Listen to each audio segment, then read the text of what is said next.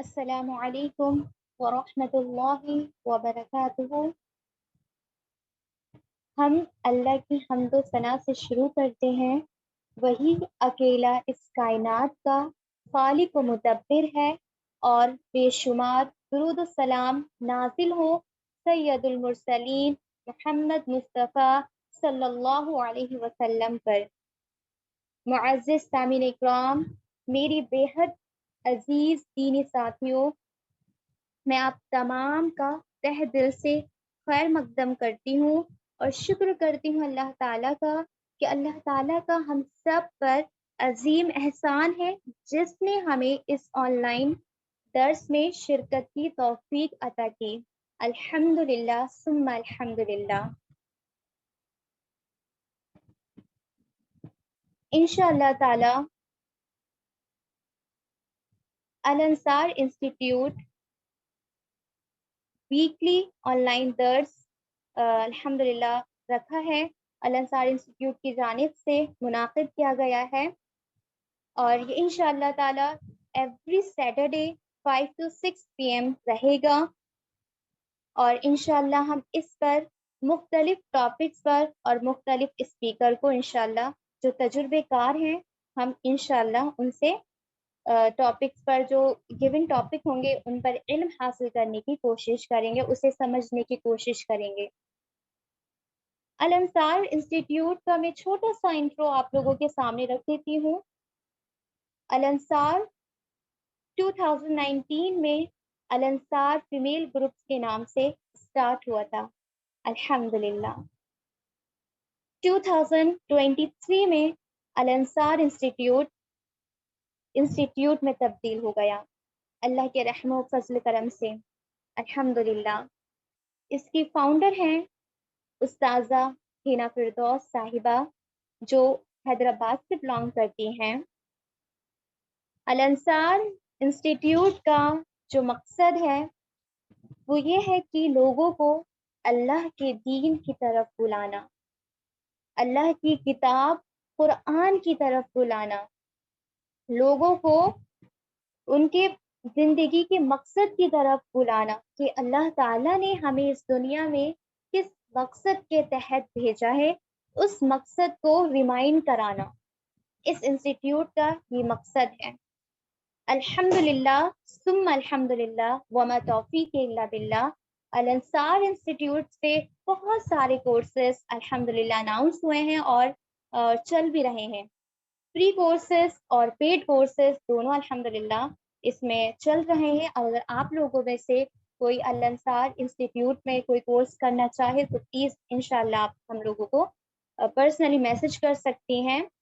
اگر آپ میں سے کوئی الانصار انسٹیٹیوٹ گروپ میں ایڈ نہیں ہے تو انشاءاللہ سسٹر انب آپ کو چیٹ باکس میں ہمارا نمبر دے دیں گی، آپ انشاءاللہ ہم سے پرسنلی رابطہ کر کے اس گروپ میں ایڈ ہو جائیں۔ آپ تمام سے میری ریکویسٹ ہے کہ آپ تمام لوگ اس نیکی کے کام میں آگے آئے ہیں، تو میں آپ تمام سے گزارش کرتی ہوں کہ آپ اور سسٹرز کو بھی اس خیر میں، اس نیکی کے کام میں انوائٹ کریں، کیونکہ نیکی کی طرف دعوت دینے والے کو ثواب اتنا ہی ملتا ہے جتنا نیکی کرنے والے کو ملتا ہے۔ تو آپ لوگ نیکی کریں گے انشاءاللہ آپ کو ثواب ملے گا، آپ دوسروں کو اس نیکی کی طرف بلائیں گے تو انشاءاللہ ڈبل ریوارڈ، ڈبل ثواب۔ تو ہمیں کیا کرنا ہے؟ نیکی کے کام کرنا ہے، اللہ کو راضی کرنا ہے اور جنت میں اپنا گھر بنانا ہے انشاءاللہ تعالی۔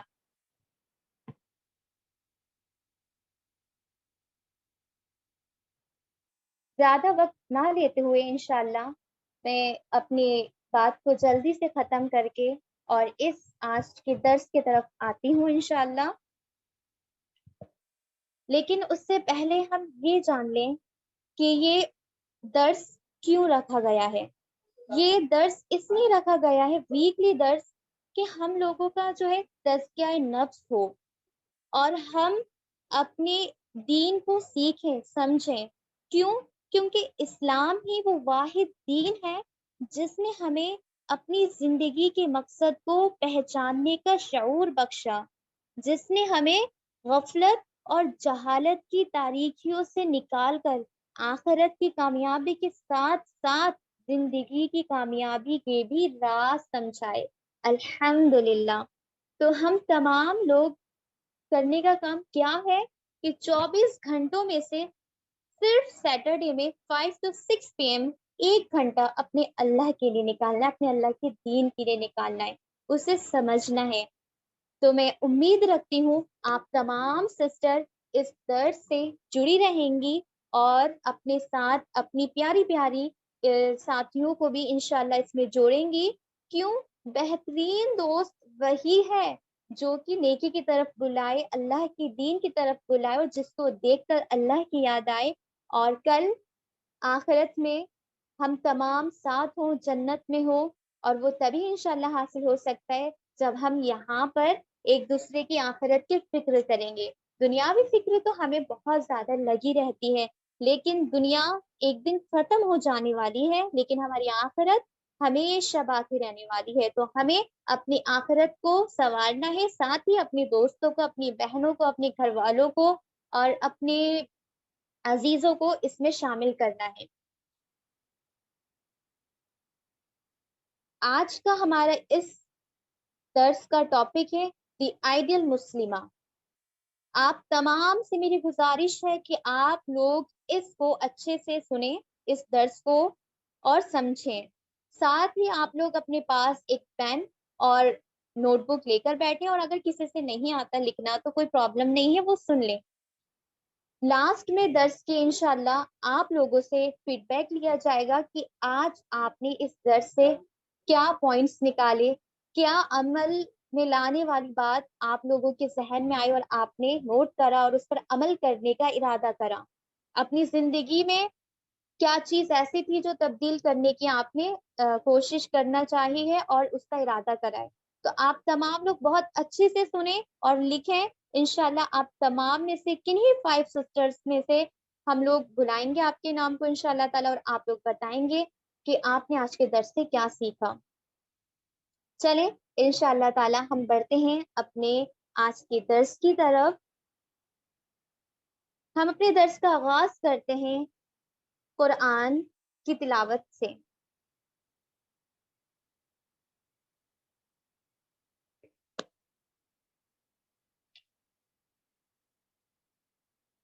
اعوذ باللہ من الشیطان الرجیم، بسم اللہ الرحمن الرحیم۔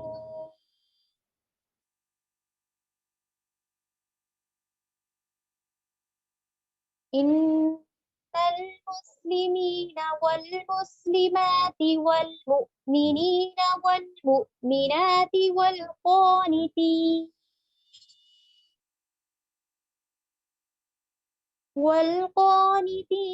والقانتات والصادقين والصادقات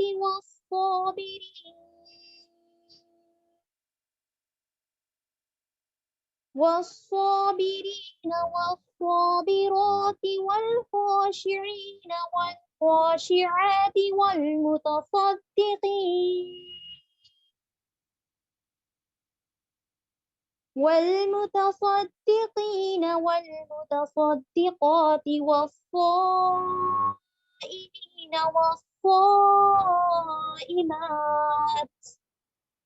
والصائمين والصائمات والحافظين فروجهم والحافظات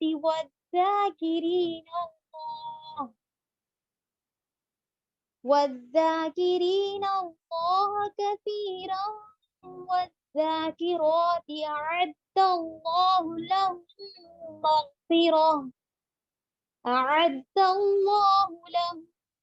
مغفرة وأجرا عظيما۔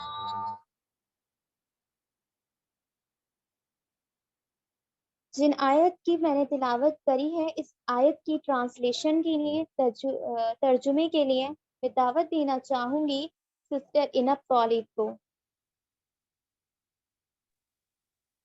السلام علیکم ورحمۃ اللہ وبرکاتہ۔ بے شک فرما بردار مرد ہوں یا فرما بردار عورتیں، مومن مرد ہوں یا مومن عورتیں، عبادت گزار مرد ہوں یا عبادت گزار عورتیں، سچے مرد ہوں یا سچی عورتیں، صابر مرد ہوں یا صابر عورتیں، دل سے جھکنے والے مرد ہوں یا دل سے جھکنے والی عورتیں، صدقہ کرنے والے مرد ہوں یا صدقہ کرنے والی عورتیں، روزے دار مرد ہوں یا روزے دار عورتیں، اپنے شرمگاہوں کی حفاظت کرنے والے مرد ہوں یا حفاظت کرنے والی عورتیں، اور اللہ کا کثرت سے ذکر کرنے والے مرد ہوں یا ذکر کرنے والی عورتیں، ان سب کے لیے اللہ نے مغفرت اور شاندار اجر تیار کر رکھا ہے۔ جزاکن اللہ خیرا کثیرا۔ ماشاء اللہ، جزاک اللہ خیرن کثیرہ سسٹر۔ اب میں دعوت دینا چاہوں گی اپنے اس درس کے لیے، جو انشاء اللہ تعالیٰ ٹاپک ہے جس پر بات کریں گی، محترمہ عائشہ تصویر صاحبہ، جو کہ فاؤنڈر ہیں النصر اسلامک کلاسز کی۔ میں ریکویسٹ کرتی ہوں محترمہ عائشہ تصویر صاحبہ سے کہ وہ آئیں اور درس کا آغاز کریں، جس کا ٹاپک ہے دی آئیڈیل مسلمہ۔ السلام علیکم ورحمۃ اللہ وبرکاتہ۔ کیسے ہیں آپ سب لوگ؟ امید کرتی ہوں کہ صحت اور ایمان کی بہترین حالت میں ہوں گے انشاءاللہ تعالیٰ۔ سب سے پہلے ہم اللہ سبحانہ و تعالیٰ کا ہم سب شکر کریں کہ اللہ تعالیٰ نے اس پیاری سی دین کی مجلس میں ہم سب کو جوڑا ہے الحمدللہ۔ اور سسٹر مسکان جزاک اللہ خیر کثیرہ، اور بہت بہت جزاک اللہ خیر میری پیاری پیاری دوست سسٹر فردوس، آپ کا بھی۔ میری آواز آپ سب کو کلیئر آ رہی ہے؟ جی الحمدللہ۔ چلیں الحمدللہ۔ تو ٹائم اچھا خاصا ہو گیا ہے ہمارا، تو اب ہم زیادہ باتیں نہیں کرتے ہوئے اپنے پروگرام کا آغاز کرتے ہیں، کیونکہ یہ ٹاپک بہت وسیع ٹاپک ہے اور اس پر آپ کو بہت موٹی موٹی بکس مل جائیں گی، تو صرف ہم ایک سرسری نظر ہی ڈال پائیں گے اتنے کم ٹائم کے اندر۔ اور میں کوشش کروں گی کہ کچھ پوائنٹس آپ کے سامنے رکھوں اور میں اپنی بھی اصلاح کروں، کیونکہ مجھے یہ ٹاپک دیا گیا ہے لیکن میں بالکل بھی کوئی مثالی خواتین میں سے شامل نہیں ہوں۔ اللہ تعالیٰ مجھے اور آپ کو ہم سب کو آئیڈیل مسلمہ بنا دے، آمین رب العالمین، اور ہماری کمیوں کو دور کر دے، ہم سے راضی ہو جائے۔ نحمدہ ونصلی علی رسولہ الکریم، اما بعد، فاعوذ باللہ من الشیطان الرجیم، بسم اللہ الرحمن الرحیم، رب اشرح لی صدری ویسر لی امری واحلل عقدۃ من لسانی یفقہوا قولی، رب زدنا علما، اللہم فقہنا فی الدین، اللہم ارنا الحق حقا وارزقنا اتباعہ وارنا الباطل باطلا وارزقنا اجتنابہ، آمین رب العالمین۔ تو آج کا ٹاپک ہے میرا کہ جو مومن عورت ہوتی ہے، ایک آئیڈیل مومن عورت، ایک آئیڈیل مسلمہ کیسی ہوتی ہے اور اس کے اندر کیا صفات ہوتی ہیں، ہم ان سب چیزوں کو دیکھیں گے۔ سب سے پہلے ہم تھوڑا سا ہسٹری پہ نظر ڈالتے ہیں، تو ہم دیکھتے ہیں کہ اسلام نے عورت کو وہ مقام اور وہ عزت دی ہے جو اس سے پہلے کبھی کسی نے اس کو نہیں دی۔ اسلام سے پہلے عورت کو انسانیت کے دائرے سے بھی خارج کر دیا گیا تھا۔ یونانیوں میں آپ کو پتا ہے کہ عورت کے وجود کو شیطانی اور ناپاک تصور کیا جاتا تھا، اور رومی لوگ تو روح انسانی سے خالی سمجھتے تھے، اور قیامت کے دن دوبارہ اٹھائے جانے کے قابل بھی عورت کو نہیں سمجھتے تھے۔ یہ عورت کا مقام تھا۔ آج جو لوگ فیمنزم کے نعرے لگاتے ہیں اور یہ کہتے ہیں کہ اسلام نے عورتوں کو دبایا ہے، بلکہ اسلام ہی واحد ایک ایسا ادھیان ہے جس نے دین ہے ایسا کہ جس نے کیا کرا ہے، اس عورت کو ایک عزت بخشی ہے، ایک وجود، ایک جو ہے وہ اس سے پہلے کوئی عزت تو کوئی مقام عورت کا تھا ہی نہیں۔ اور اللہ تعالیٰ نے عورت کو اسی دن عزت بخشی کہ جب آدم علیہ السلام کی پسلی سے اللہ تعالیٰ نے حضرت حوا کو پیدا کیا۔ اگر سر سے پیدا کر دیتے تو عورت سر پر چڑھ کر ناچتی، کہتی میں تو تمہارے سر سے پیدا ہوں اور اگر پیر سے پیدا کر دیتے تو یہ ہوتا کہ مرد یہ کہتے کہ عورت تو پیر کی جوتی ہے، اللہ نے اس کو پیدا ہی آدم علیہ السلام کے پیر سے کیا تھا۔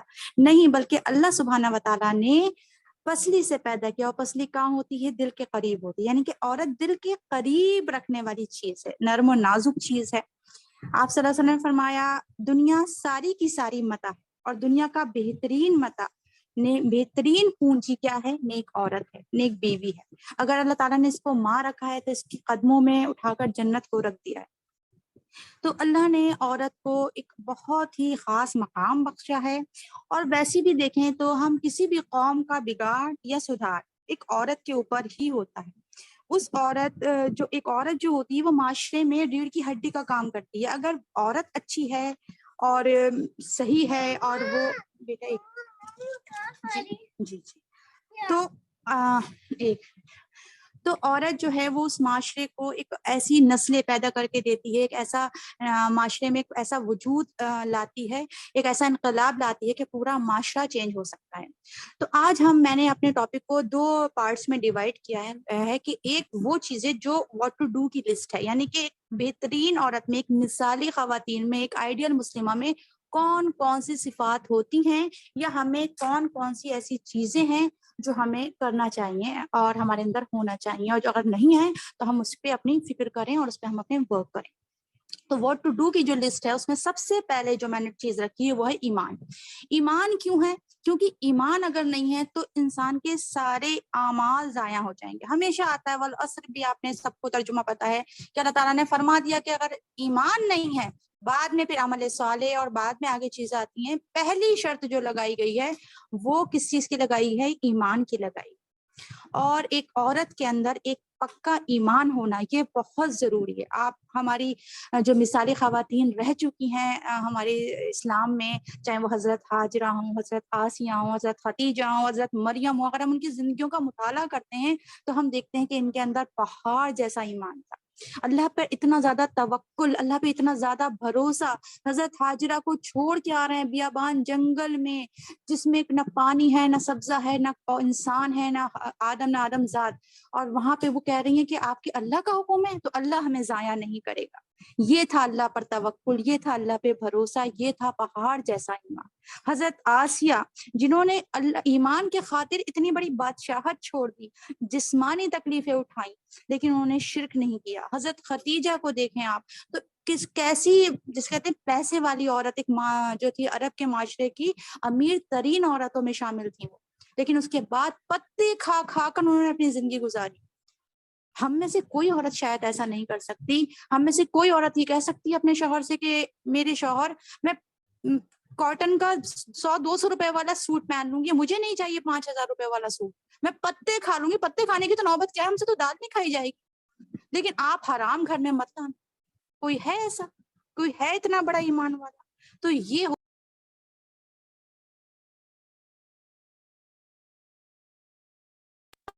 لیکن کیسے صبر کے ساتھ اپنی ایمان جمی رہی۔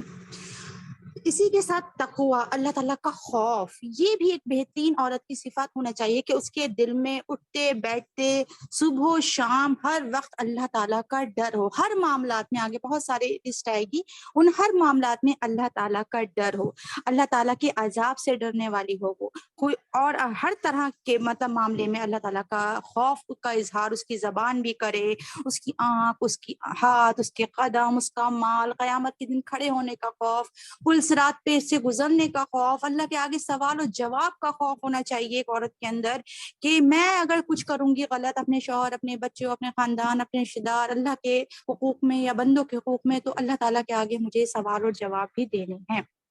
حضرت عمر بن خطاب جو تھے، جنہوں نے اپنی بہو کو جو سلیکٹ کیا تھا وہ کس چیز پہ کیا تھا؟ تقوی کی بنا پہ ہی کیا تھا، کہ اس نے کہا تھا، کیونکہ میں پورے واقعات نہیں سنا سکتی، آپ لوگوں کو پتہ ہی ہے یہ واقعات، کہ دودھ کیوں ملا رہی ہو کوئی یہاں پر، وہ تھوڑی دیکھ رہے ہیں امیر المومنین کا، امیر المومنین نہیں دیکھ رہا، لیکن اللہ تعالیٰ تو دیکھ رہا ہے۔ تو یہی صفات ہر ایک مومنہ عورت کے اندر، ایک مثالی خواتین کے اندر ہونا چاہیے، کہ اس کے دل میں یہ خوف رہے کہ اللہ تعالیٰ دیکھ رہا، کوئی دیکھے یا نہ دیکھے، شوہر حاضر ہو یا نہ ہو، ساس سسر کو دکھانے کے لیے کوئی کام نہیں، شوہر کو دکھانے کے لیے کوئی کام نہیں، کوئی عمل نہیں، صرف اللہ تعالیٰ کی رضا کے لیے۔ اسی طرح عبادت، آپ صلی اللہ علیہ وسلم نے فرمایا کہ جو عورت 5 وقت کی نماز پڑھتی ہے، رمضان کے روزے رکھتی ہے، اپنی شرمگاہ کی حفاظت کرتی ہے اور اپنے شوہر کی اطاعت کرتی ہے معروف میں، یعنی اطاعت معروف میں، ہمارے یہاں کیا ہوتا ہے، جتنے اپنی مرضی والے کام ہوتے ہیں اس میں ہم کہتے ہیں جی ہم کیا کریں، ہمارا شوہر ہی نہیں مانتے، اب آئی بروز بنی ہوئی ہیں، ہمارے شوہر کو بہت پسند ہے، ہمارے شوہر ہمیں حجاب کرنے نہیں دیتے، ہمارے شوہر ہمیں پردہ کرنے نہیں دیتے۔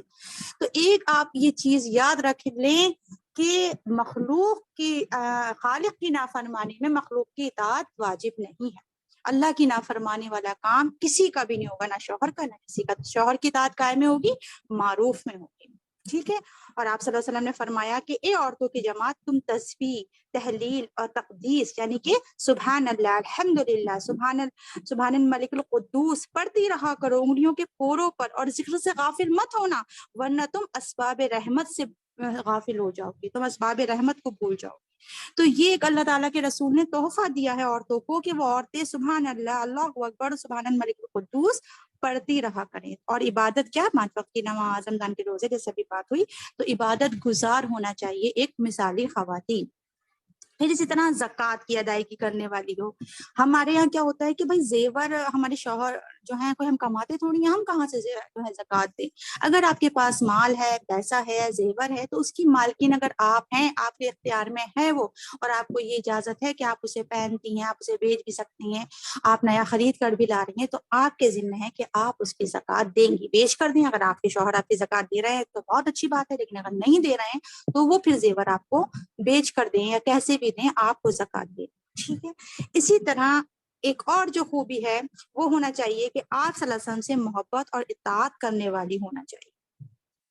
وہ واقعہ آپ کو یاد ہوگا بنو دینار کی، جو ایک عورت تھی، جب ایک جنگ میں اس کے بھائی، اس کے بیٹا، اس کا شوہر، سب کا پوچھتی ہوئی وہ گئی، تو ان کا کہ وہ بھی فوت ہو گئے، وہ بھی شہید ہو گئے، وہ بھی شہید ہو گئے، وہ بھی شہید ہو گئے. تو اس نے کہا آپ صلی اللہ علیہ وسلم کیسے؟ وہ ہر کسی بات پہ پوچھتی تھی آپ صلی اللہ علیہ وسلم کیسے. تو جب اس نے آپ صلی اللہ علیہ وسلم کو دیکھ لیا تو اس نے کہا کلو مصیبت بعدہ کا زلل، یعنی کہ آپ کو دیکھ لیا تو ساری مصیبتیں ہلکی ہو گئیں. جس سے کیا پتہ چلتا ہے کہ اس کے باپ، اس کے شوہر، اس کے بیٹے، اس کے شوہر، اس کے بھائی سے کہیں زیادہ محبت اس کو کس سے تھی؟ آپ صلی اللہ علیہ وسلم سے تھی. تو ہم لوگ کیا کرتے ہیں، ہم لوگ حدیث کو ایسے سائڈ میں رکھ دیتے ہیں، ہم کہتے ہیں کون سا فرض تھوڑی ہے یہ. خصوصاً جیسے آئی بروز بنانے کی بات ہوتی ہے عورت کی، یا کچھ اور ایسی باتیں ہوتی ہیں جو کہ قرآن میں نہیں ہوتی ہیں لیکن حدیث میں واضح حکم ہوتا ہے اس کا. لیکن ہمیں آپ صلی اللہ علیہ وسلم کی وہ محبت، وہ اطاعت کا جذبہ اگر نہیں ہے ہمارے اندر، تو سوچیے ہمارا ایمان بھی ادھورا ہے. اسی طرح ایک اور واقعے میں ملتا ہے کہ مسجد سے باہر آپ صلی اللہ علیہ وسلم نے دیکھا تو عورتیں جو تھیں وہ مردوں کے ساتھ ساتھ چل رہی تھیں. آپ صلی اللہ علیہ وسلم نے فرمایا عورتوں پیچھے رہا کرو، سڑک کے بیچ میں نہیں، کنارے پر چلو. تو کہتے ہیں کہ اس کے بعد عورتیں اس قدر دیواروں سے لگ کر چلنے لگی تھیں کہ بس بالکل چپک چپک کر چلتی تھیں، بالکل بیچ میں چلنا چھوڑ دیا تھا. تو ہمیں بھی اسی طرح آپ صلی اللہ علیہ وسلم آپ صلی اللہ علیہ وسلم ہمارے بیچ میں نہیں ہے لیکن آپ صلی اللہ علیہ وسلم کی سنتوں کی اسی طرح اتباع کرنی چاہیے. اسی طرح صدقہ کرنے والی ہونا چاہیے. صدقہ یعنی کہ آپ کے پاس اگر آپ کا مال ہے، آپ کے پاس حق مہر کے پیسے ہیں، آپ کماتی ہیں، آپ کو شوہر کی طرف سے کچھ ملا ہے، آپ کو آپ کے والدین کی طرف سے کچھ ترکے میں ملا ہے، تو آپ اس کو کیا کریں، اس میں سے صدقہ بھی کرتی رہا کریں. حضرت اسماء کے بارے میں آتا ہے کہ وہ سارا کا سارا صدقہ کر دیتی تھیں، اور حضرت عائشہ کے بارے میں آتا ہے کہ وہ تھوڑا تھوڑا جمع کرتی تھیں اور تھوڑا تھوڑا جمع کر کر کے صدقہ کرتی تھیں. تو دونوں ہی طرح سے ہمیں ملتی ہیں کہ ہم چاہیں تو اکٹھا صدقہ کر دیں یا ہم چاہیں تو تھوڑا تھوڑا کر کے کریں.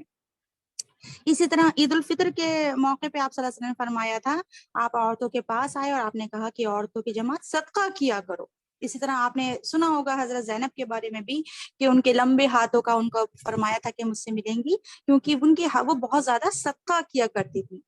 اسی طرح حج بھی جو ہے پوچھا گیا کہ عورتوں کا جہاد کیا ہے، تو کہا گیا کہ ام المومنین حضرت عائشہ نے فرمایا کہ عورتوں کا جہاد کیا ہے؟ حج ہے. تو اگر عورت حج کرتی ہے تو وہ اگر ہمارے اندر بڑی تمنا ہے کہ ہم یہ کریں وہ کریں، ہم اور یہ دیکھیں دین کے راستے میں جد و جہد کرنا، فجر کے لیے اپنے نفس کے ساتھ جد و جہد کرنا، یہ بھی عورت کا جہاد ہے. ہمیں شوق تو بہت ہوتے ہیں کہ ہم مرد ہوتے تو ہم یہ کر دیتے، ہم مرد ہوتے تو وہ کر دیتے، لیکن جو چیزیں ہمارے پاس ہیں، جو ہم کر سکتے ہیں، جو لسٹ ہمارے پاس واٹ ٹو ڈو کی ہے، ہم اس سے کر سکتے ہیں. لیکن ہم نے دیکھا ہے کہ بہت سے لوگوں کے پاس مال ہوتا ہے اور وہ ان کے پاس وہ سب جو ذرائع بھی ہوتے ہیں، لیکن اس کے بعد بھی وہ حج کو ٹالم ٹول کرتے رہتے ہیں کہ بیٹیوں کی شادی کے بعد کروں گی تو یہ کروں گی تو کروں گی، اور فلاں ہو جائے گا تو کروں گی. بہرحال اس کے علاوہ دین کا علم سیکھنا، یعنی کہ عورتوں کو صرف یہ نہ ہو کہ بس گھر گھر گھر گھر گھر، ابھی گھر کے بارے میں بھی انشاءاللہ بات آئے گی، وہ بھی اجر کی بات ہے، گھر کی ذمہ داریاں بھی سنبھالنا، لیکن صرف گھر گھر کرتی نہ رہ جائیں. کیونکہ دیکھیے ابھی آپ مر جائیں گے، آپ کو اسی گھر سے نکال کر قبرستان میں شفٹ کر دیا جائے گا، وہ ہے آپ کا اصل گھر. یہاں آپ کو کوئی نہیں رکھے گا، چاہے آپ نے اس گھر کے لیے کتنی جان تک آئی ہوگی. تو اس گھر کو بھی دیکھنا ہے، بچوں کو بھی دیکھنا ہے، شوہر کو بھی دیکھنا ہے، لیکن ساتھ ساتھ دین کا علم بھی سیکھنا ہے. یہ بھی اللہ تعالیٰ نے ہر مسلمان کے اوپر فرض کیا ہے. اس میں یہ نہیں ہے کہ صرف مردوں کے اوپر فرض ہے. ٹھیک ہے، تو یہ بھی سیکھنا ہے. ایک خاتون آپ صلی اللہ علیہ وسلم کی خدمت میں حاضر ہوئی اور انہوں نے فرمایا کہ آپ کی ساری احادیث تو مرد لے گئے، ہمارے لیے بھی کوئی ایک دن مقرر کر دیجئے کہ آپ ہمارے پاس آئیں اور ہمیں بھی تعلیم دیں. تو آپ دیکھیے کہ اس وقت عورتوں کو کتنی ہرس ہوا کرتی تھی. تو ہمیں بھی کیا کرنا ہے، ہرس رکھنا ہے علم سیکھنے کی. اور علم سے بھی عمل جو ہوتا ہے وہ آسان ہوتا ہے. علم جو ہے وہ عمل کی چابی ہے. حضرت عائشہ رضی اللہ تعالیٰ عنہ 48 ایئرس تک انہوں نے دین کی تعلیم دی انہوں نے، اور کتنے چھوٹی سی عمر سے انہوں نے دین سیکھا اور پھر سکھاتی رہی آخری دم تک. تو ہمیں بھی دین کا علم خصوصاً سیکھنا ہے. یہ بہت ضروری ہے آگے اپنے بچوں کی تربیت کے لیے اور آگے کی زندگی اچھے سے گزارنے کے لیے. اور صرف اس لیے نہیں دین سیکھیں کہ بس مجھے سیکھ کر جو ہے درس کرنا ہے یا بڑی لوگ میں مشہور ہونا ہے یا مجھے ایک بہت نام کمانا ہے. صرف اور صرف اپنی نیت خالص رکھیں اللہ تعالیٰ کے لیے کہ مجھے عمل کرنا ہے اس چیز پر، میں اس لیے اس دین کو سیکھوں گی. سورہ غافر میں اللہ تعالیٰ فرماتے ہیں کہ جو شخص نیک عمل کرے، مرد ہو یا عورت، بشرطے مومن ہو، ان قریب وہ جنت میں داخل ہوگا اور اسے بے حساب اجر دیا جائے گا. تو اللہ تعالیٰ نے مرد ہو یا عورت کوئی شرط نہیں لگائی ہے. اگر اچھا عمل کرنے والا ہے اور اللہ کو اخلاص کے ساتھ عمل کرنے والا ہے تو اس کے لیے جنت کے وعدے ہیں. اب آتی ہے شوہر کی ذمہ داری، اور اسی سے شروع ہوتی ہے ایک سمجھ لیجیے خاتون کی، ایک عورت کی اصل ذمہ داری. جب شادی ہوتی ہے نا، شادی سے پہلے تو ہم جو لڑکیاں ہوتی ہیں وہ ماں باپ کے گھر میں ہوتی ہیں اور شہزادیوں کی طرح رہ رہی ہوتی ہیں. جتنے غریب بھی ماں باپ ہوتے ہیں وہ بھی ان کو ہر خواہش کو پورا کرتے ہوتے ہیں. اصل چیلنج جو آتا ہے وہ شادی کے بعد آتا ہے. اس لیے شادی کے وقت بھی انتخاب بہت سوچ سمجھ کر کیا جائے، دینداری کو پریفرنس دی جائے، اور ہر چیز میں دیکھا جائے کہ ایسا نہ ہو ایسے لوگوں کے میں جان بوجھ کر، وہ تو نصیب کی بات ہے آگے لوگ کیسے نکلیں، لیکن جیسے کہ حدیث ہے کہ تم 4 چیزوں کی نسبت میں نکاح کرتے ہو، دین اور اس کا حسن اور اس کی مال اور اس کی جو ہے وہ نسب خاندان کیسا ہے. تو آپ کس چیز کو پریفرنس دیں؟ اس کی دینداری کو دیں. تو دینداری ہوگی تو آگے جو ہے لائف اسموتھلی انشاءاللہ چلے گی. تو شوہر کی ذمہ داری میں آپ صلی اللہ علیہ وسلم نے فرمایا کہ بہترین عورت وہ ہے، یعنی کہ آپ صلی اللہ علیہ وسلم کے آئینے میں ایک مثالی خواتین، ایک بہترین عورت کون ہے. یہ پوائنٹس بھی آپ لوگوں کو پتہ ہونا چاہیے کہ وہ عورت جس کی طرف شوہر دیکھے تو اسے خوش کر دے، جس بات کا حکم دے تو اسے بجا لائے، اور اگر کسی چیز کو وہ ناپسند کرے تو اس کی مخالفت نہ کرے، اور اس کی عدم موجودگی میں اس کے گھر اور اس کے مال کی حفاظت کرے. جیسے کہ حضرت خدیجہ نے کس طرح سے اپنے شوہر کی تعریف کی تھی کہ آپ ایسے ہیں، آپ ایسے ہیں، جب پہلی وہی آئی تھی تو آپ لوگوں نے سیرہ پڑھی ہوگی. تو اب دیکھیے عورتیں کیسی ہیں کہ شوہر ان کی طرف دیکھے تو خوش ہو جائے، لیکن ہوتا کیا ہے کہ دنیا کو خوش کرتی پھرتی ہیں، ہر کسی سے ہنس کے باتیں کر لیں گے، جب لیکن شوہر سامنے آئے گا تو بس منہ ایسا ہوگا کہ بس اللہ مان توبہ، دنیا میں جائیں گی سچ سنور کے جائیں گی، گھر میں کیا گئے ہم سبھی تھی ایسی ہوتی ہیں کہ ان کے حال حلیے دیکھیے آپ کیسے ہوتے ہیں. اسی طرح سورہ نساء میں فرمایا کہ بس نیک عورتیں تو وہ ہیں جو فرما بردار ہیں، حفاظت کرنے والی ہیں، اور شوہر کی عدم موجودگی میں اپنی حفاظت، اپنی عزت کی حفاظت اور اللہ کی حفاظت میں دینے والی ہیں. یعنی کہ حفاظت کرنے والی ہوں اپنی عزت کی اور فرما بردار ہوں. تو اور اسی طرح شوہر کا ازواجی حق دینا بھی ایک عورت کے اوپر واجب ہے. اسی طرح ایک اور جگہ آتا ہے کہ آپ صلی اللہ علیہ وسلم فرمایا کہ اگر عورت پالان پر بھی سوار ہو، پالان کسے کہتے ہیں؟ وہ اونٹ کے اوپر جو کال آ رہی ہے سوری، تو کیا کرے؟ انکار نہ کرے. تو عورت ایک اور جگہ آتا ہے کہ عورت اس وقت تک اپنے رب کا حق ادا نہیں کر سکتی جب تک وہ اپنے شوہر کا حق ادا نہ کرے. اور نفلی عبادات بھی کیا ہے؟ شوہر کی مرضی سے کرنا ہے. فرض عبادات میں تو آپ شوہر کی مرضی نہیں آپ کو لینی ہے، لیکن نفلی اگر آپ روزہ رکھ رہی ہیں اور نفلی کوئی عبادات کر رہی ہیں تو اس میں اگر شوہر منع کر رہا ہے تو آپ وہ نہیں کریں گے. ٹھیک ہے، تو یہ چیزیں جو ہیں وہ شوہر. اسی طرح ایک اور حدیث کا مفہوم ہے کہ شوہر 2 لوگوں کی نماز ان کے اوپر تک نہیں جاتی، ان کے سر سے اوپر بھی نہیں جاتی، یعنی کہ اللہ کی قبول نہیں ہوتی ہے. ایک وہ غلام جو اپنے مالک سے بھاگ جائے، دوسری وہ عورت جو اپنے شوہر کی نافرمانی کرے یہاں تک کہ وہ رجوع کر لے. اور پھر کیا بتایا جائے گا کہ فرما برداری ہوگی معروف میں. ٹھیک ہے، اسی طرح شوہر کی خدمت کرنا، یہ سلسلہ صحیحہ کی حدیث ہے ایک صحابیہ سے آپ صلی اللہ علیہ وسلم نے پوچھا کیا تم شادی شدہ ہو؟ تو انہوں نے کہا کہ ہاں. تو کہا تمہارے شوہر کے ساتھ تمہارا کیسا معاملہ ہے؟ تو عرض کیا کہ میں نے کبھی ان کی اطاعت اور خدمت میں کوئی کسر نہیں چھوڑی سوائے اس چیز کے جو میرے بس میں نہ ہو. تو آپ صلی اللہ علیہ وسلم نے فرمایا کہ دیکھ لو شوہر کی نظر میں تمہارا کیا مقام ہے، کیونکہ وہی تمہاری جنت ہے اور وہی تمہاری جہنم ہے. اللہ ہم پہ رحم کرے. ہم لوگ اس معاملے میں بہت کمزور ہو جاتے ہیں اور اکثر اپنے شوہروں کی نافرمانیاں کر رہے ہوتے ہیں. اللہ مجھے، آپ کو، ہم سب کو شوہروں کا فرما بردار بنا دے معروف میں. اسی طرح ایک اور حدیث کا مفہوم ہے کہ خبردار رہو، مرد پر عورت کے ایسے حقوق ہیں جیسے عورت کے مرد پر. عورتوں کے مرد پر حقوق یہ ہیں کہ عورتیں گھروں میں اور اپنے بستروں پر ان کو نہ آنے دیں جن کو تم ناپسند کرتے ہو. اور سن لو، تمہارے اوپر بھی عورتوں کے حقوق ہیں کہ تم ان کو لباس اور ان کا کھانا یعنی کہ ان کو نان نفقہ مہیا کراؤ.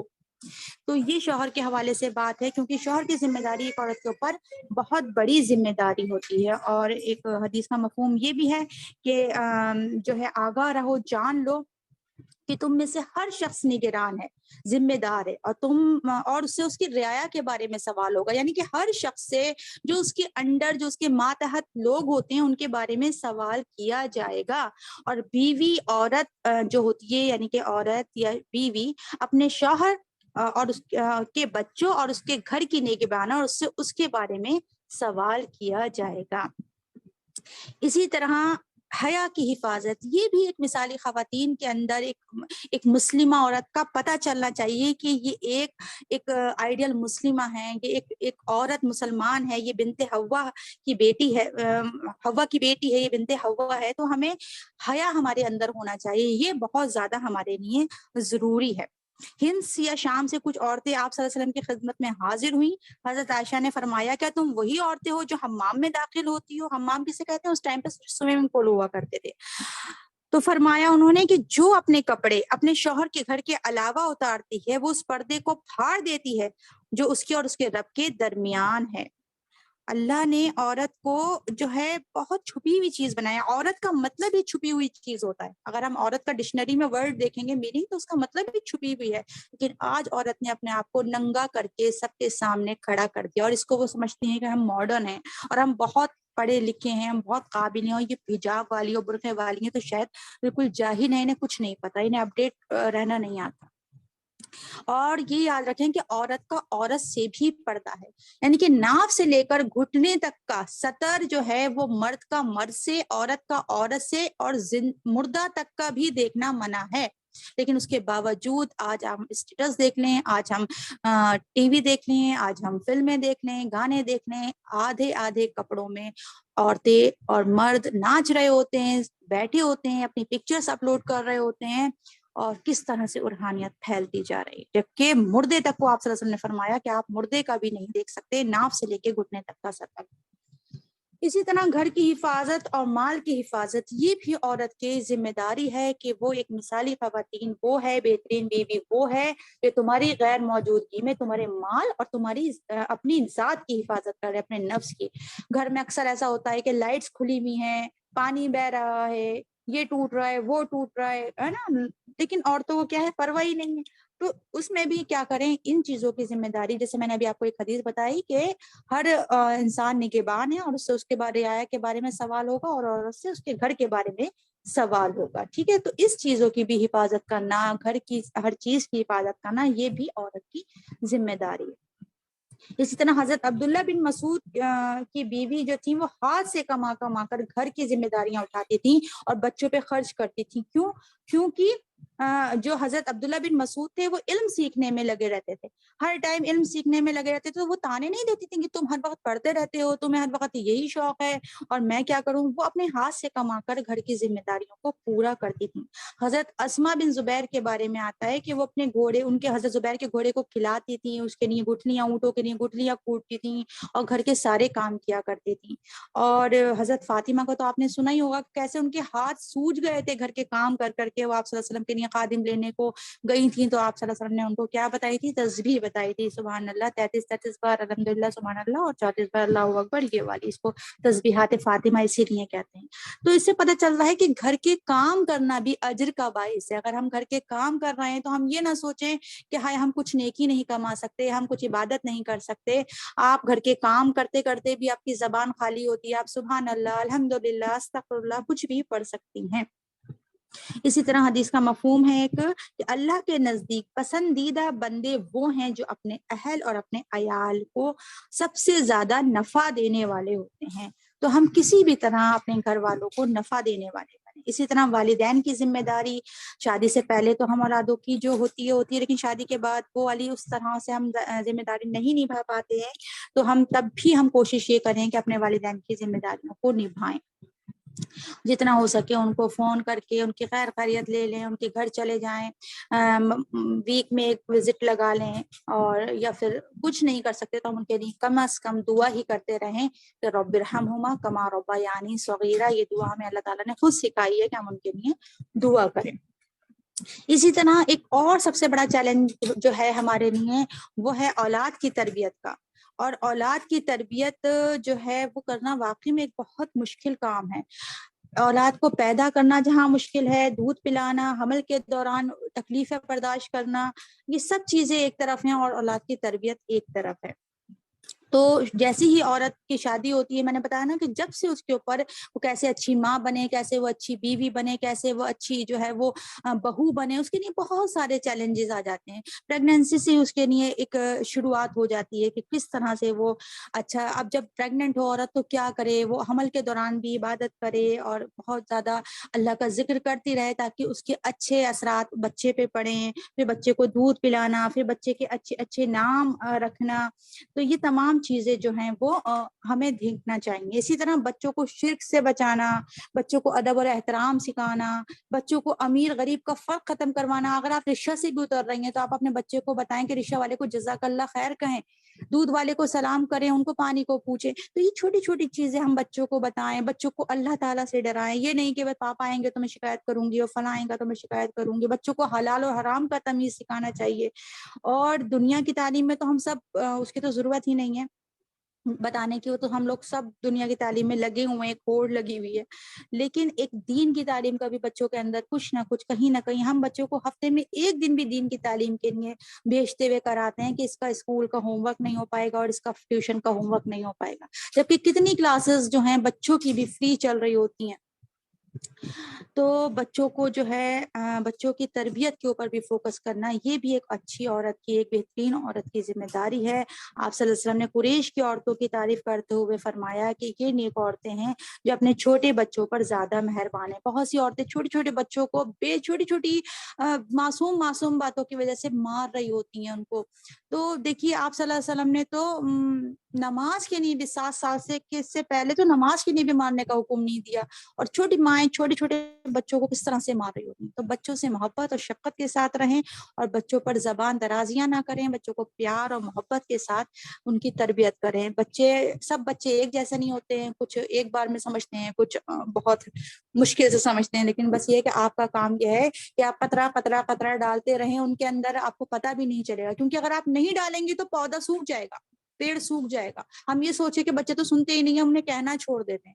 اور اگر آپ سوچیں کہ میں ایک ہی دن میں ان کو سب سکھا دوں، آپ ایک بالٹی بھر کے اگر آپ گملے میں پانی ڈال دیں گے تو کیا ہوگا؟ تب بھی زیادہ پانی سے بھی پودا مر جائے گا۔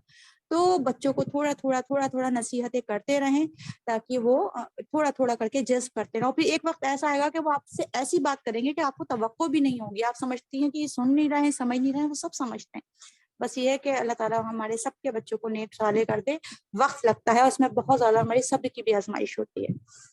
اس کے علاوہ دیکھیں کہ بھلائی کا حکم دینے والی اور ازواج کے لیے بھی یہی حکم آیا تھا۔ اسی طرح فرعون کی بیوی کا آپ دیکھیں واقعہ کہ فرعون کی بیوی کا جب آپ نے قرآن میں بھی پڑھا ہوگا تو وہ جب بچے کو اٹھاتی ہیں موسیٰ علیہ السلام کو تو کہتی ہیں اسے قتل مت کرنا، کیا پتہ یہ بچہ تیری اور میری آنکھوں کی ٹھنڈک بن جائے اور ہم اس سے فائدہ اٹھائیں، یہ ہماری اولاد بن جائے۔ وہ شخص جو فرعون ہے اور فرعون نے 90,000 آتا ہے کہ بچوں کو قتل کر دیا تھا. وہ یہ سوچتی یہ تو فرعون ہے, یہ تو 90,000 بچوں کو قتل کر چکا ہے, یہ کون سا میرے کہنے سے اس بچے کو چھوڑ دے گا, جبکہ اس بچے کی شکل جو تھی وہ اسرائیلی شکل تھی, سبتی شکل تھی, وہ قبطی شکل والا نہیں تھا.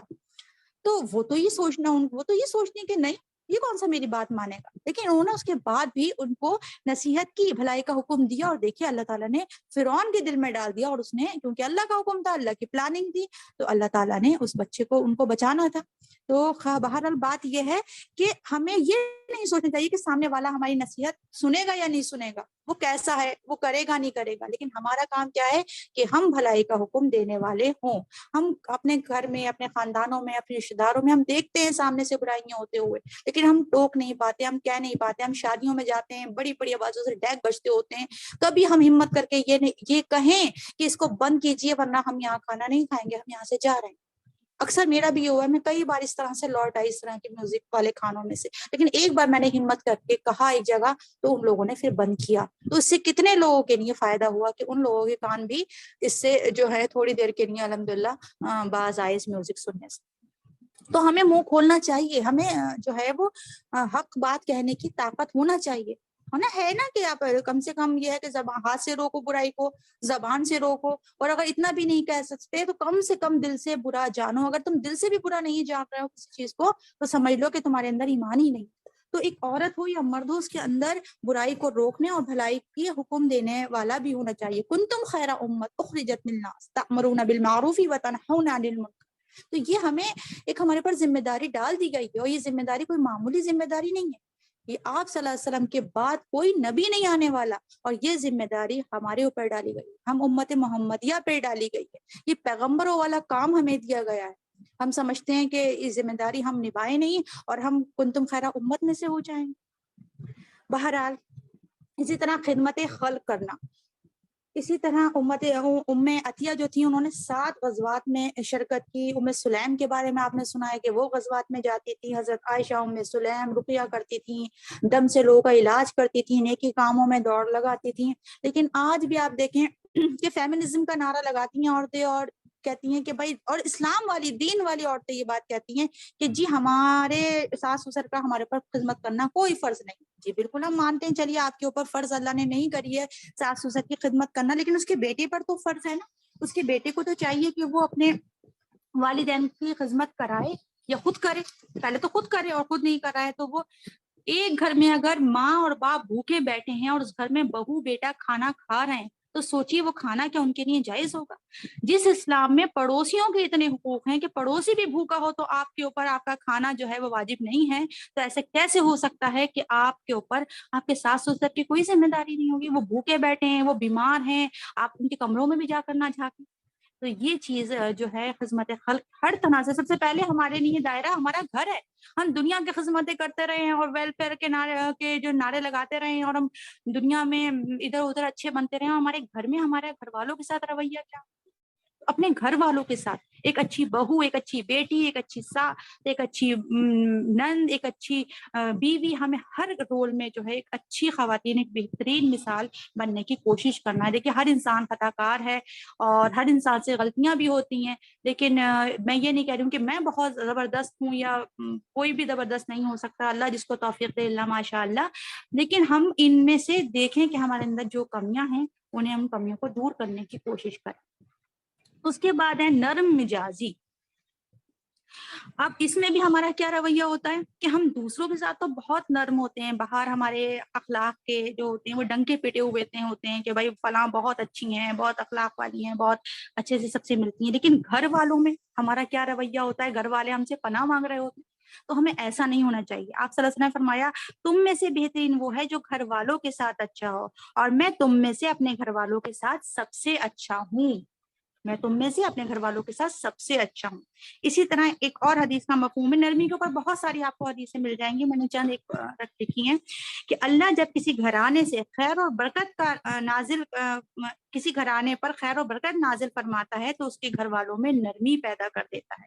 یعنی کہ اگر آپ کے گھر والوں میں نرمی ہے, آپ کے اندر نرمی ہے, تو انشاءاللہ آپ کے اوپر خیر اور برکتیں نازل, اور جو نرمی سے محروم رہا وہ ہر خیر سے محروم رہا. یہ بھی حدیث کا مفہوم ہے. اور یہ تمام کام کس کے لیے کرنا ہے؟ اللہ عز و جل کی رضا کے لیے، اس کا چہرہ پانے کے لیے اور اللہ تعالیٰ کی رضا کے لیے جب ہم کریں گے تو انشاءاللہ ہمیں اللہ اس کا ریوارڈ بھی دے گا۔ تو یہ کچھ چیزیں ایسی ہیں، ابھی بہت ساری چیزیں اس میں رہ بھی گئی ہیں کیونکہ وقت میرا جو ہے وہ تھوڑا ہی رہ گیا ہے۔ اب ہمارے پاس کچھ چیزیں ایسی ہیں کہ جس سے ہماری اولاد، ہمارا وقت، ہماری دنیا اور ہماری آخرت برباد ہو سکتی ہے، اس سے بھی ہمیں بچنے کی کوشش کرنا ہے۔ اور ناٹ ٹو ڈو کی لسٹ جو ہے وہ بھی اچھی خاصی ہے، میں جلدی ان سب کو آپ کے سامنے رکھنا چاہوں گی۔ نمبر 1 اس میں بھی ادھر ایمان تھا تو ادھر اس کا اپوزٹ شرک ہے، ٹھیک ہے۔ شرک، جادو، کہانت، فال گیری، ٹونے ٹوٹ کے، بدشگونی، قسمیں کھانا، تعویذ ڈالنا، نظر بد کے طرح طرح کے اتارے کرنا، کسی بھی چیز کو شگن اور بدشگن لینا، کسی چیز کو اپنے لیے دودھ گر گیا، تیل گر گیا، سریس کے پتے دیوالی پہ دروازوں پہ لگا دیے، بلی وہ راستہ کاٹ گئی، کوا بول گیا، پتہ نہیں کتنی چیزیں ہیں جو میں بیان نہیں کر سکتی۔ اور یہ ساری چیزیں کون کرتا ہے؟ مرد حضرات نہیں کرتے، یہ عورتیں ہی کر رہی ہوتی ہیں۔ زیادہ تر جادو، ٹونے ٹوٹکے، ان سب میں عورتیں ہی جو ہوتی ہیں لگی ہوئی ہوتی ہیں۔ اللہ تعالیٰ ہم سب کو اس سے محفوظ رکھے، کیونکہ شرک جو ہے وہ ظلم عظیم ہے، شرک لظلم عظیم۔ شرک کے اللہ تعالیٰ نے فرما دیا کہ شرک کرنے والے پہ میں نے جنت کو حرام کر دیا ہے۔ اگر آپ نے توبہ نہیں کی اور آپ کی موت آ گئی تو جنت حرام ہے۔ اللہ تعالیٰ نے فرما دیا کہ میں نہیں بخشوں گا اس کو جو شرک کرے گا۔ سورہ نساء آپ دیکھیں، سورہ مائدہ آپ دیکھیں اٹھا کر، کتنی وعید ہے، کتنی حدیث ہیں۔ اس وقت کوٹ کرنے کا جو ہے وہ ٹائم بھی نہیں۔ آپ صلی اللہ علیہ وسلم جب عورتوں سے بیعت فرماتے تو کہتے کہ شرک نہیں کرو گی اللہ کے ساتھ، زنا نہیں کرو گی، چوری نہیں کرو گی، اولاد کو قتل نہیں کرو گی، اور نیکی کے کام میں رسول کی نافرمانی نہیں کرو گی۔ تو اولاد کا قتل بھی دیکھیے اس میں آ گیا۔ جو ہم ابارشن جو عورتیں کرا لیتی ہیں تو اس میں بھی انہیں سوچنا چاہیے کہ اللہ کی دی ہوئی ایک جان کو قتل کرانا یہ کبیرہ گناہوں میں سے قتل میں آتا ہے۔ تو اور زنا، ان تمام چیزوں سے بچنا ہے، اور یہ شرک، سب سے پہلے شرک سے بچنا ہے۔ اسی طرح ناشکری سے بچنا ہے، کیونکہ اکثر عورتیں اللہ کی بھی ناشکری کرتی ہوتی ہیں اور سب سے زیادہ اپنے شوہر کی ناشکری کرتی ہیں۔ آپ صلی اللہ علیہ وسلم نے فرمایا، حدیث کا مفہوم ہے، اللہ اس عورت کی طرف رحمت کی نظر سے نہیں دیکھتا جو اپنے شوہر کی ناشکری کرتی ہو، جبکہ وہ اپنے شوہر سے بے نیاز نہیں ہو سکتی۔ اسی طرح ایک اور حدیث کا مفہوم ہے، آپ صلی اللہ علیہ وسلم نے عید کے خطبے کے بعد عورتوں کی جمع سے فرمایا کہ اے عورتوں صدقہ کیا کرو، میں نے تمہیں جہنم میں سب سے زیادہ دیکھا ہے۔ یعنی کہ کثیر تعداد میں عورتیں کہاں ہوں گی؟ جہنم میں ہوں گی۔ کیوں؟ کیونکہ تم لان تان بہت کرتی ہو اور شوہر کی ناشکریاں کرتی ہو۔ یعنی کہ شوہر سب کچھ دیتا ہے، 10 بار کھلائے گا، 10 بار پہنائے گا، اور ایک بار اگر وہ منع کر دے گا کہ آج میرے پاس نہیں ہے تو وہ کہتی ہیں کہ میں نے تو تجھ سے کبھی کوئی خیر پائی نہیں ہے۔ تو اللہ کی بھی ناشکری اور شوہر کی بھی ناشکری، تو یہ چیزیں کہاں لے جانے والی ہیں؟ جہنم میں لے جانے والی ہیں۔ تو ناشکریوں سے ہمیں بچنا ہے، شکر گزار بننا ہے۔ آپ دیکھیں نا، ابراہیم علیہ السلام کی بیوی حضرت ہاجرہ کو کہاں لے جا کے انہوں نے جنگل میں چھوڑ دیا۔ میں اور آپ ہوتے تو ہم تو شور مچا کے رکھ دیتے، ہم کہتے آپ ہمیں کہاں ڈال کے جا رہے ہو، یہ وہ 10 باتیں سناتے، نہ کوئی فون، نہ کوئی کال، نہ کوئی میسج، نہ کوئی خط، کچھ نہیں۔ تو ایسی ہوتی تھی صبر کرنے والی اور شکر کرنے والی عورتیں۔ اسی طرح بے صبری بھی عورتوں کے اندر بہت زیادہ ہوتی ہے، اس سے بھی ایک مثالی خواتین کو بچنا چاہیے۔ ام سلیم کی اولاد کے وفات کا واقعہ ہے، کافی لمبا واقعہ ہے، لیکن آپ کو میں شارٹ میں بتا دوں کہ ام سلیم کے بیٹے کا انتقال ہو گیا تھا۔ ان کے شوہر جب گھر میں آتے ہیں پوچھتے ہیں بچہ کیسا ہے، بیمار تھا؟ تو وہ کہتی تھی وہ سکون سے ہے، شاید یہ کہا تھا انہوں نے۔ تو وہ اپنے شوہر کا ازواجی حق دیتی ہیں، انہیں کھانا کھلاتی ہیں، پھر صبح کو بتاتی ہیں کہ بیٹا فوت ہو گیا۔ میں اور آپ ہوتے تو ہم کیا کہتے؟ ہم کہتے کہ بچہ مرا پڑا ہے، تمہیں اس وقت یہ سوچ رہا ہے؟ مطلب وہ اس حالت میں، مجھے تو اس بات کو سن کے رواں کھڑا ہو جاتا ہے کہ کس طرح ایک ماں کا بچہ مرا ہوا ہے اور وہ اپنے شوہر کا ازواجی حق بھی دے رہے اور ان کو کھلا رہی ہے، پلا رہی ہے، تاکہ یہ تھکے ہوئے آئے ہیں، ان کی نیند اور ان کا آرام میں کوئی کمی نہ آئے۔ اسی طرح نوحہ کرنے والی جو ماتم کرتی ہیں عورتیں، ان کے لیے بھی جو وعید آتی ہے کہ ان کو گندھک کا کرتا، کہیں آتا ہے ترکال کا، کہیں آتا ہے خارش کا کرتا، زنگ کی چادر، اللہ اکبر، استغفر اللہ ربی، اللہم اجرنا من النار۔ تو اگر زندگی میں کبھی کسی کی موت پر ماتم کیا ہو، نوحہ کیا ہو، چیخے چلائے ہوں، کرتے گریبان چاک کرنا، بال نوچنا، منہ پیٹنا، یہ نوحہ کہلاتا ہے، کسی کی موت پر ماتم کرنا۔ رو سکتے ہیں، رونے کی اجازت ہے، لیکن یہ تمام چیزیں یہ سب بے صبری کے اندر آتی ہیں۔ تو ایک مثالی خواتین کو یہ چیزیں بھی زیب نہیں دیتی کہ اس کے اندر یہ چیزیں ہیں۔ اسی طرح روحانیت، یعنی کہ فتنے کا باعث ہم نہ بنے کسی کے لیے. آپ صلی اللہ علیہ وسلم نے فرمایا نا کہ میں نے تمہارے لیے عورتوں سے بڑا فتنہ کوئی نہیں دیکھا. تو عورتیں ایسی مطلب فتنہ بن جاتی ہیں مردوں کے لیے. اس طرح کے کپڑے پہن کے جب گھروں سے نکلتی ہیں. اور پھر آج مجھے تو تعجب ہوتا ہے کہ دین پڑھنے والی لڑکیاں, کلاسز میں آنے والی لڑکیوں کے بھی اس طرح کے کبھی میں دیکھتی ہوں اسٹیٹس پہ فوٹو اور چیزیں لگی ہوتی ہیں.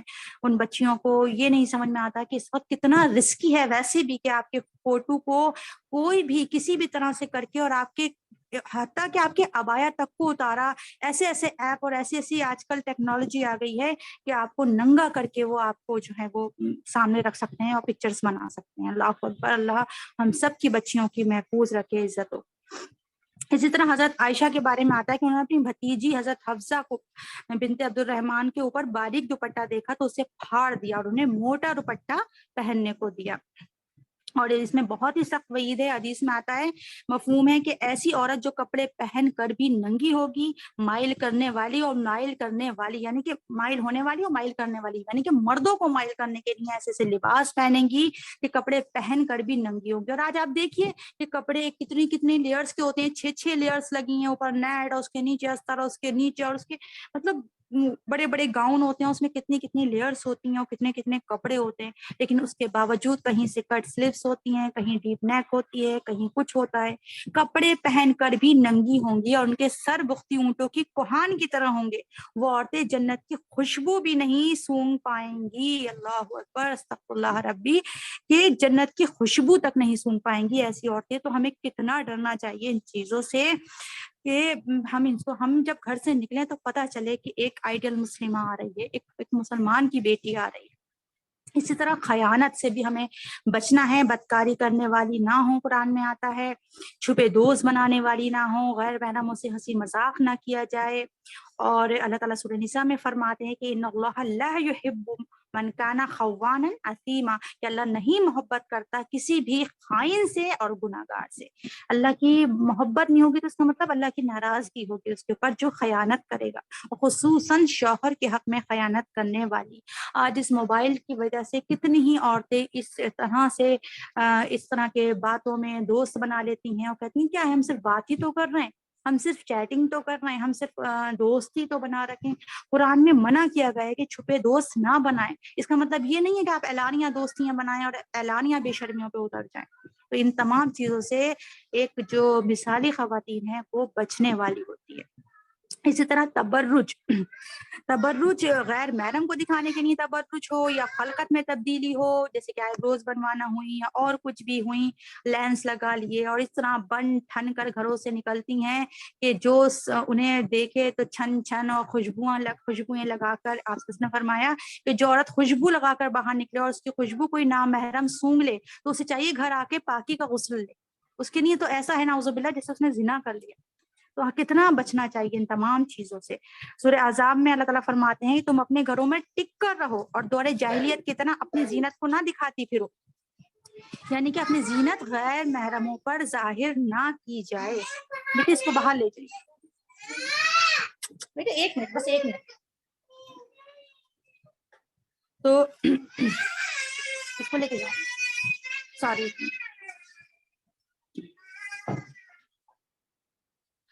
تو گھروں میں ٹک کر رہنے کا مطلب یہ نہیں کہ آپ ڈاکٹر کے نہ جائیں, آپ کہیں علاج کے لیے نہیں جائیں, یا کہیں کوئی ضروری کام ہے تو نہیں جائیں, بلکہ بے ضرورت بازاروں میں ادھر ادھر گھومتی نہ پھریں. اسی طرح بد کلامی یہ بھی عورتوں میں سب سے زیادہ ہوتی ہے, کیونکہ سب سے زیادہ عورتوں کے اندر جھوٹ, چغلی, غیبت, بد زبانی, فحش گوئی, غصہ, یہ سب جو ہے ادھر سے ادھر, ادھر سے ادھر, جہاں 4 عورتیں بیٹھی وہ بس یہی باتیں شروع ہو جاتی ہیں کہ اس کی اس کی. جبکہ آپ صلی اللہ علیہ وسلم نے فرمایا نا قیل و قال, اس نے کہا اس نے کہا.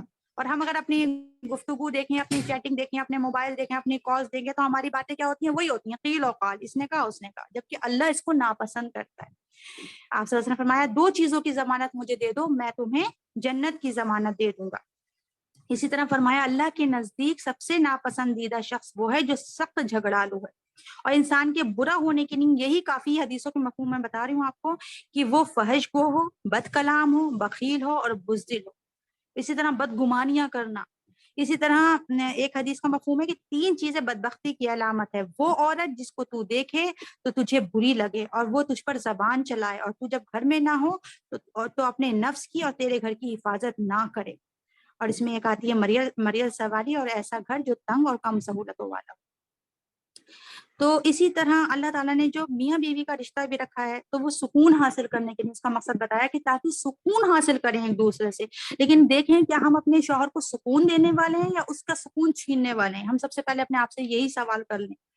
اور اسی طرح شوہر اور بیوی کو ایک دوسرے کا لباس بتایا گیا، تو کیا ہم لباس ہیں اپنے شوہر کے لیے؟ کیا ہم ان کی باتوں کو ڈھک رہے ہوتے ہیں یا ہم ان کو کھول کھول کر لوگوں کے سامنے، اپنے دوستوں کے، اپنے رشتے داروں کے سامنے رکھ رہے ہوتے ہیں؟ بہت ساری چیزیں ہیں اور بہت ابھی ہے، ابھی ٹائم اگر ہوگا تو میں تھوڑا سا اس کو اور 2-4 چیزیں رہ گئی ہیں کر لوں گا۔ ہے ٹائم ابھی سسٹر مریم؟ جی جی ٹھیک ہے، جزاک اللہ خیر۔ اسی طرح نشوز کہتے ہیں سرکشی کو، سرکش نہ ہو عورت جو ہو وہ ایسی نہ ہو کہ چلیے میاں بیوی ہے، کوئی نہ کوئی بات ہو گئی، کبھی جھگڑا ہو گیا، کبھی ہلکی پھلکی لڑائی ہو گئی، لیکن ایسا نہ ہو کہ عورت کے اندر نشوز آ جائے، سرکش ہو جائے، وہ ایسی ہو جائے نا جیسے ایک بھدکتا ہوا جیسے گھوڑا ہوتا ہے، ایسی نہ ہو عورت۔ ہمیشہ عورت جو ہے شوہر کے آگے دب کر رہے۔ اس میں لکھا مطلب یہ نہیں ہے کہ اس کا ظلم ستم سہتی رہے یا کچھ سہتی رہے، یا یہ اس کا قطعاً مقصد نہیں ہے، لیکن ایسا نہ ہو کہ وہ سرکشی پر آمادہ ہو جائے، یعنی کہ شوہر کچھ کہہ رہا ہے اور عورت ہے کہ ساتھ ساتھ زبان چلا رہی ہے برابر سے۔ تو اس طرح سے نہیں ہونا چاہیے، اور اس کا سورہ نساء آیت نمبر 34 میں بھی اس کے بارے میں آتا ہے، وہ عورتیں جن سے تم ڈرتے ہو ان کی سرکشی سے، ان کے نشوز سے، تو اس کا بھی ہمیں احتیاط رکھنی ہے۔ اسی طرح نافرمانی نہ برتیں، نافرمان نہ ہو عورت۔ مومن نفرتیں بانٹنے والا نہ ہو۔ مومن محبت کرنے والا ہوتا ہے، جس کا مفہوم ہے اس شخص میں کوئی خیر نہیں جس سے لوگ محبت نہیں کرتے اور وہ لوگوں سے محبت نہیں کرتا۔ مومن کیسا ہوتا ہے؟ محبت بانٹنے والا ہوتا ہے، لیکن اس کا مطلب یہ نہیں ہے قطعاً کہ بچیاں یہ سوچتے ہیں کہ محبت بانٹنے والا ہوتا ہے تو ان کے لیے حرام محبتوں کے جواز نکل آتے ہیں، یہاں سے بوائے فرینڈ گرل فرینڈ کا کلچر نکل آتا ہے۔ ایک اور حدیث کا مفہوم ہے، ابھی میں کلاس میں بتا رہی تھی کہ 2 دلوں کو ملانا بھی تجارت ہے، وہ حدیث کا بیچ میں تھا حصہ۔ تو میں نے کہا اس کا قطعاً مطلب یہ نہیں کہ لڑکیاں یہ سوچیں یا لڑکے یہ سوچیں یا ان کے دوست یہ سوچیں کہ بھائی اب یہ 2 دل جو ہے ناراض ہو گئے ہیں تو لائیں ہم ان کو ملا دیں۔ یہ قطعاً اس کے مطلب نہیں ہوتا۔ محبت کا مطلب پاک محبت ہے، اللہ تعالیٰ پاک ہے، اللہ تعالیٰ کی ذات پاک ہے اور وہ پاکیزہ چیزوں کو پسند کرتا ہے۔ اسی طرح پڑوسیوں سے نفرت، لڑائی جھگڑے، پڑوسیوں کے بھی بہت زیادہ حقوق ہیں، اور خصوصاً اس میں بھی عورتوں ہی کی لڑائیاں زیادہ ہوتی ہیں پڑوسیوں میں بھی، تو اس بات کو بھی ہمیں دیکھنا چاہیے کہ ہم پڑوسی دوسرا آپ کے ساتھ جو کر رہا ہے وہ اس کی مرضی ہے، وہ جیسا ہے، لیکن ہمارا حسن سلوک ہمیشہ اچھا ہونا چاہیے۔ اس کے بارے میں بھی کئی ساری حدیث ہیں لیکن وقت نہیں ہو پائے گا۔ اسی طرح ایک اور بڑی حدیث مجھے بہت پیاری لگتی ہے کہ جو تم سے توڑے تم اس سے جوڑو، جو تمہیں محروم کرے تم اس کو عطا کرو، جو تمہارے ساتھ زیادتیاں کرے تم اس کے ساتھ درگزر کرو۔ تو یہ ہے اچھا اخلاق کہ انسان جو توڑا ہے اس کو بھی ساتھ جوڑنے والا رویہ رکھے، جو محروم کر رہا ہے اس کو بھی عطا کرنے والا بنے، ورنہ لین دین تو ہمارا ہوتا ہی اس بات پہ کہ وہ ہمارے یہاں 500 روپے دے کے گیا ہے تو ہم اس کے 1000 روپے دے دیں گے، اور فلاں تو ہمارے یہاں آیا نہیں تھا، ہماری شادی میں، ہمارے فلاں فنکشن میں، ہمارے اس کے ہم کیوں جائیں، وہ ہماری فلاں کے انتقال میں نہیں آیا تھا تو اس کے یہاں ہم کیوں جائیں۔ تو یہ والا نہیں ہونا چاہیے، ہمیشہ اللہ تعالیٰ کے لیے رشتے رکھیں، اللہ تعالیٰ کے لیے جھک جائیں، عاجزی اختیار کر لیں، معافی مانگ لیں، کیونکہ آپ نے فرمایا کہ اللہ کے خاطر جو عاجزی اختیار کرتا ہے اللہ اس کو بلندی عطا فرماتا ہے، اور اگر تمہارے جھکنے سے تمہاری عزت میں کوئی کمی آ جائے تو آپ نے فرمایا مجھ سے قیامت کے دن لے لینا۔ تو انسان اگر اللہ کے خاطر جھک جاتا ہے تو اللہ تعالیٰ اس کو بلندی عطا فرماتا ہے۔ یہ سوچ کے ہمیشہ جھک کر جھگڑے کو ختم کریں اور محبتیں بانٹنے والے ہوں، نفرتیں بانٹنے والے نہ ہوں۔ اسی طرح قربانیاں دینے کا جذبہ ہمارے اندر ہو، عورت سراپا قربانیوں کا نمونہ ہونا چاہیے، اس کے جسے اپنے کبھی جذبات کی قربانی دینا پڑتی ہے، کبھی اس کو اپنی انہا کی قربانی دینا پڑتی ہے، کبھی اس کو اپنے نفس کی قربانی دینا پڑتی ہے، کبھی اس کو اپنے مال کی قربانی دینا پڑتی ہے، اپنی نیندوں کی اولادوں کے خاطر قربانی دینا پڑتی ہے۔ تو عورت قربانیوں کا سراپا آئینہ ہونا چاہیے، اسی طرح حرام سے اجتناب کرنے والی ہو، ہر طرح کے حرام سے. شوہر سے اصل میں دیکھیے شوہر بھی حرام کب کماتا ہے؟ جب بیویاں ایسی مل جاتی ہیں کہ وہ ہر شادی کو انہیں 5,000 کا سوٹ چاہیے، اب یہ ایک بار پہن لیا، اب یہ تو ریجیکٹ ہو گیا، اگلی شادی ہے بھائی کی بیٹی کی تو اب مجھے دوسرا سوٹ چاہیے، اور اب بھانجی کی شادی آ گئی تو اب مجھے کچھ اور چاہیے، مجھے فلاں کے میرے بھائی کی شادی ہے تو مجھے اس میں دینے کے لیے سونے کا سیٹ چاہیے. اگر اس طرح کی ڈیمانڈ ایک عورت کی ہوگی جب اس کو پتا ہے کہ اس کے شوہر کی کیا آمدنی ہے، تو پھر بتائیے وہ شوہر کیسے حرام سے بچ جائے گا؟ وہ پھر جب حلال میں اس کا گزر نہیں ہوگا تو وہ دیکھے گا روز راتوں دن کی لڑائی ہے، روز راتوں دن کا جھگڑا ہے، تو پھر وہ حرام کی طرف ہی جائے گا. تو یہ اس کا گناہ بھی کس کے اوپر ہوگا؟ اس عورت کے اوپر ہوگا جو اس شوہر کو آمادہ کرتی ہے حرام کی طرف لے جانے میں. تو عورت ایسی ہونا چاہیے کہ جو میں نے ابھی بتایا کہ 200 روپے 500 روپے کا کاٹن کا میں سوٹ پہن لوں گی، لیکن آپ گھر میں حرام مت لے کے آنا.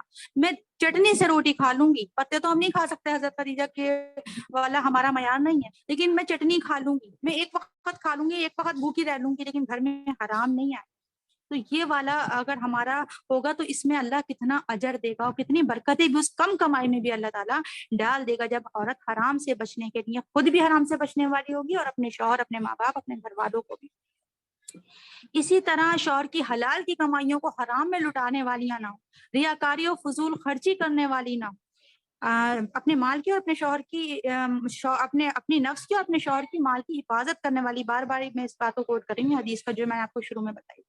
قرآن میں آتا ہے ان المبذرین کانوا اخوان الشیاطین، یہ جو مبذرین ہوتے ہیں، جو فضول خرچی کرنے والے ہوتے ہیں، وہ شیطان کے بھائی ہوتے ہیں. ہمیں ہمیشہ یاد رکھنا چاہیے بازاروں میں جب ہم گھومنے جاتے ہیں، تفریح کرتے ہوتے ہیں اور خرید کرتے ہوتے ہیں، کبھی شیطان یہ ہمارے دل میں نہیں ڈالتا کہ تم غریب ہو جاؤ گی، تم فقیر ہو جاؤ گی، تمہارا مال ختم ہو جائے گا، تمہارے بچوں کا کیا ہوگا.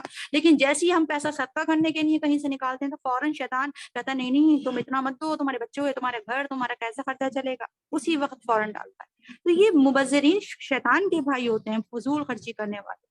اللہ تعالیٰ فرماتا ہے کلوا واشربوا ولا تسرفوا، کھاؤ پیو لیکن اسراف مت کرو. اسی طرح وقت کی بربادی کرنے والی نہ ہو.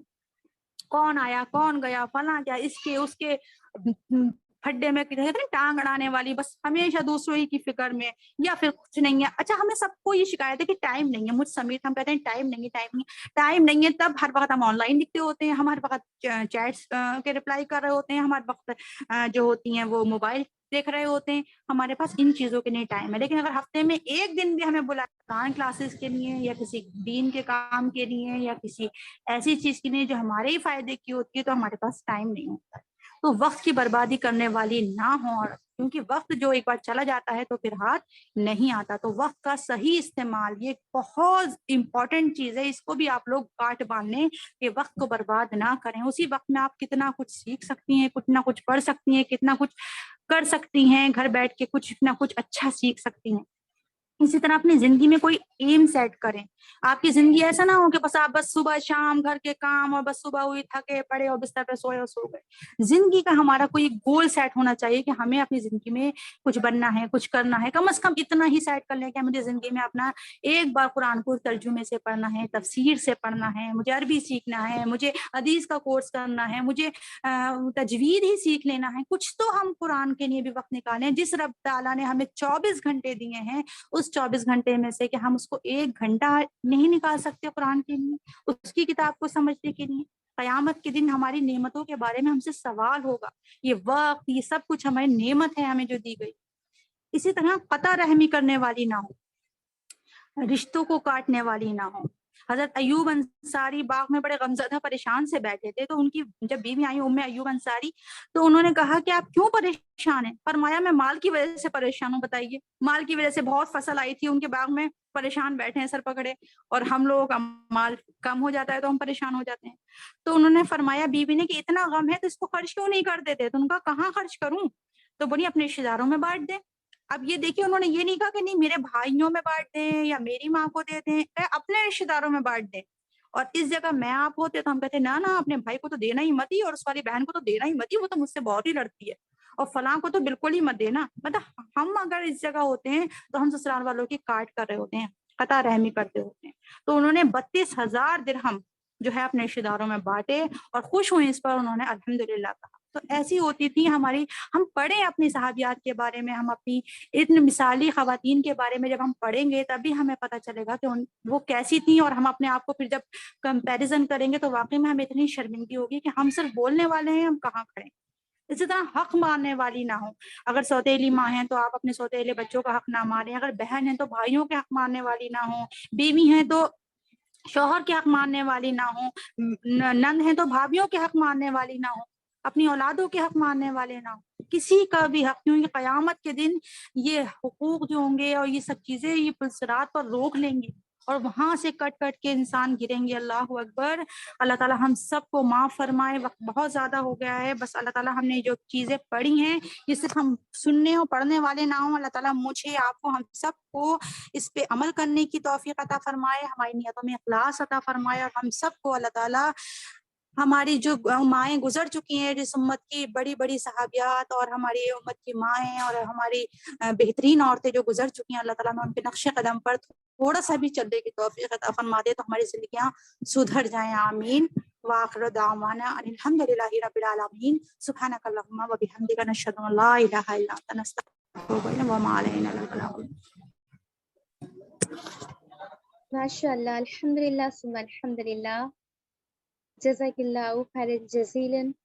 آپ نے بہت اچھے انداز میں اپنی بات کو رکھا, اور الحمد للہ سارے ہی پوائنٹس جو دی آئیڈل مسلمہ سے ریلیٹڈ تھے بہت اچھے سے سمجھ آئے.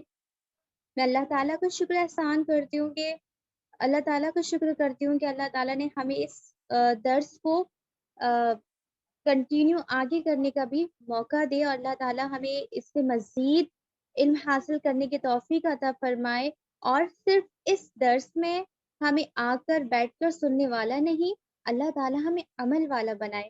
بہت بہت شکریہ عائشہ تصویر میم, آپ نے بہت اچھے سے اپنی بات رکھی, بہت مختصر سے وقت میں آپ نے یہ بات کری ہے. اور میں شکریہ ادا کرتی ہوں One Path to Peace Foundation کا, جنہوں نے ہمارے ساتھ کوآرڈینیٹ کرا ہے اس ویکلی درس میں. الحمدللہ. اللہ تعالیٰ آپ تمام کو حفاظت میں رکھے, سلامت رکھے, اور اس طرح سے ہی اللہ تعالیٰ ہم سے اپنے دین کا کام لیتا رہے. آگے بڑھتے ہیں ہم. الحمدللہ عائشہ میم نے بہت اچھے سے اپنی بات رکھی, ثم الحمدللہ. تو اب آپ میں سے میں کسی سسٹر کا نیم بولوں گی اور آپ ایک ایک کر کے بتائیے گا انشاءاللہ کہ آج آپ نے کیا سیکھا, آج کے درس سے آپ کو کیا سیکھ ملی. ایک پوائنٹ, پورا درس یا پوری کوئی لیکچر دینے کی ضرورت نہیں ہے, صرف ایک ایک پوائنٹ, ٹھیک ہے. سسٹر اینم, آپ بتائیے.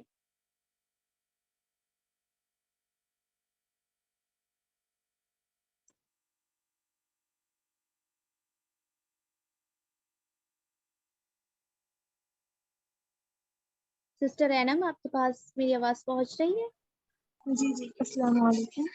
وعلیکم السلام. جی, آج آپ نے کیا سیکھا؟